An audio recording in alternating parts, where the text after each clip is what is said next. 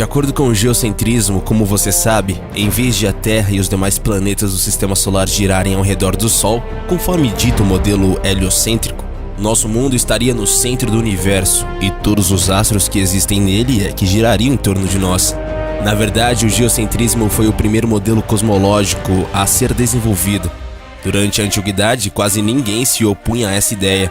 Quem começou a discordar dessa história de a Terra ser o centro de tudo foi o grego Aristarco de Samos. E foi graças a Copérnico que o heliocentrismo começou a se popularizar depois de dividir opiniões junto à comunidade científica e à igreja no século XVI e causar muita confusão. No vídeo de hoje você vai conhecer um pouco mais sobre este assunto. Este vídeo mudará sua percepção sobre o universo.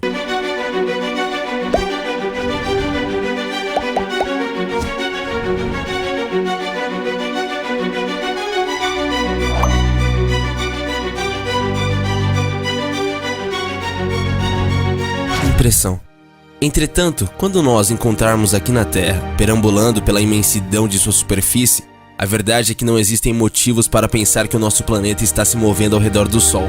Ou você vai dizer que sente o nosso mundo girando.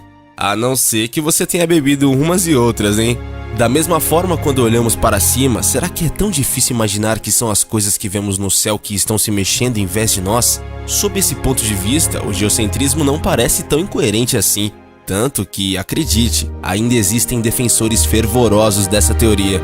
Por que o geocentrismo não se sustenta? De acordo com o pessoal do site ESC, existem várias maneiras de demonstrar que o heliocentrismo faz muito mais sentido do que o modelo anterior. Segundo o site, diversos fenômenos físicos deixam claro que a teoria geocêntrica está repleta de furos, e basta observar o pêndulo de Foucault, que oscila como se a Terra estivesse girando sobre ele. Seu movimento corresponde à trajetória dos astros que vemos no céu. Pêndulo de Foucault.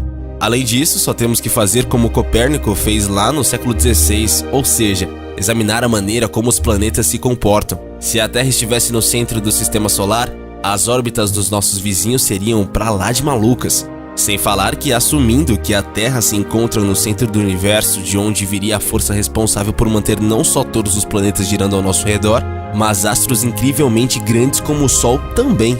Por outro lado, com o Sol no Sistema Solar, tudo faz mais sentido, e as órbitas dos demais planetas, incluindo o nosso, se tornam elípticas. Como se observar com os nossos próprios olhos ou telescópios fosse pouco. Isaac Newton, 1 século e meio após Copérnico descrever o modelo heliocêntrico, comprovou tudo que o polonês havia proposto. Leis de Newton.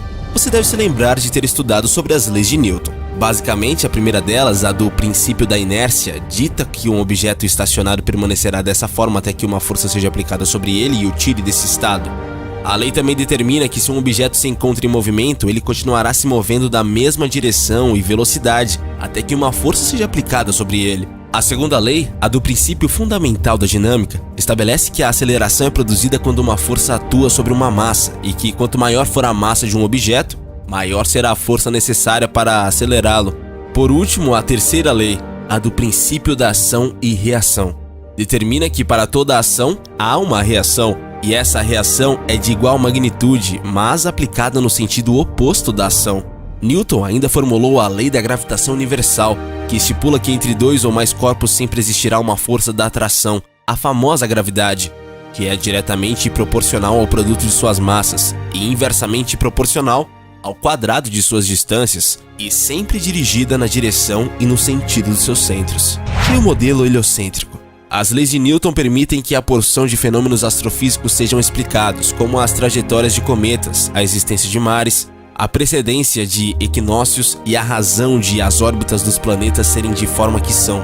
As leis também explicam a razão de os gases quentes das estrelas se manterem juntos a elas em vez de se dissiparem pelo universo e de os planetas permanecerem em suas órbitas. Além disso, elas esclarecem o motivo de não sentirmos de forma direta a Terra se movimentando. Mas como? Segundo o pessoal do site, posição e velocidade são ideias completamente subjetivas. Isso significa que, fisicamente falando, não existem formas de determinar onde nos encontramos, ou a velocidade com a qual nos deslocamos através de qualquer tipo de experimento. O pessoal do site explicou que, evidentemente, podemos ver outros corpos passando por nós quando estamos nos deslocando, mas mesmo assim, só podemos medir a nossa velocidade relativa com respeito a esses objetos. Por outro lado, a aceleração não é subjetiva e pode ser facilmente medida. Assim, apesar de não sermos capazes de sentir que a Terra está se movendo, ela não só está se movendo, como faz isso em círculos, e viajar em círculos requer aceleração. Sabe o impulso que sentimos quando aumentamos a velocidade ou freamos o carro, ou ainda quando dobramos uma esquina ou começamos a rodopiar? Então, essa é a aceleração. Marés. A ocorrência das marés também serve para apoiar o modelo heliocêntrico, pois se a Terra estivesse completamente parada no espaço e não existisse aceleração, nós não teríamos as marés lunares e as solares. Começando pelo Sol. Como o nosso planeta tem um formato relativamente esférico, sempre haverá uma faixa da Terra que ficará cerca de 6,4 mil quilômetros mais próxima da nossa estrela e girando um pouco mais devagar do que os polos.